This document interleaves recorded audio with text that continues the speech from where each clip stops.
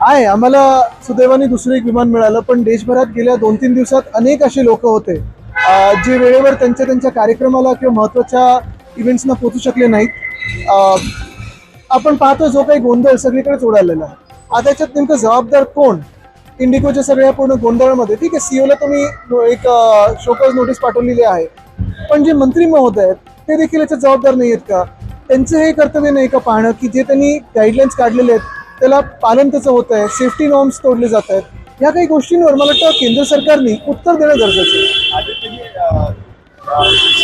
म्हटलं आहे तर समजा विमान नाही आहे तर समृद्धीने यावं. बरोबर आहे, पण आमच्यासारखी किंवा आपण इथे अधिवेशनात येणारे येऊ शकतो, पण काल आपण पाहिलं असेल एक जोडपं त्यांनी डिजिटल लग्न केलंय.